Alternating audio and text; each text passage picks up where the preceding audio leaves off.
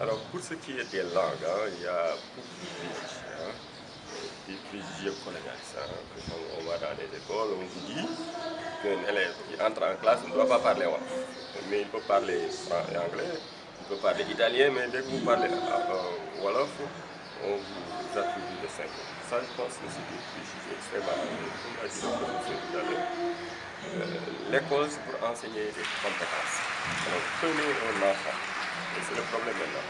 Un enfant qui ne maîtrise pas la langue française, vous voulez lui apprendre des problèmes de mathématiques dans une langue qu'il ne comprend pas. Alors que le même élève en France, au même niveau, maîtrise parfaitement sa langue. Au bout de 6 ans, ils doivent, ces élèves, se présenter au même diplôme, au diplôme de baccalauréat. Vraiment là, il y a des équilibres. Et là, il y a confusion. Et ça, c'est une mentalité colonialiste. On ne peut pas parler wolof en français à l'école. Qu'est-ce que ça veut dire? C'est comme la langue des barbares. Alors qu'il est plus facile d'enseigner ce que c'est que la poésie à travers le wolof, c'est plus simple. Et puis la langue française, on doit lui donner le statut qu'il a. Et l'autre chose aussi, et le professeur l'a dit, il faut qu'on utilise la langue que l'élève maîtrise pour pouvoir lui enseigner plus facilement certains contenus.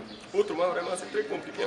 L'élève de maintenant, qui ne sont plus dans les mêmes dispositions que les élèves d'avant, ils ont des difficultés, ils sont intelligents, mais on veut leur enseigner des choses difficiles dans une langue qu'ils ne maîtrisent pas.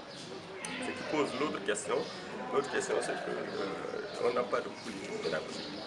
Bon, tous les gouvernements qui passent, pour eux, la principale préoccupation, c'est mettre en place des écoles, c'est augmenter les salaires, mais jamais il n'y a eu, sinon c'est depuis longtemps, une révolution pédagogique. On se dit, mais vraiment, est-ce qu'il faut pas revoir la pédagogie en partant du principe selon lequel les enfants ne sont pas idiots, ils sont intelligents.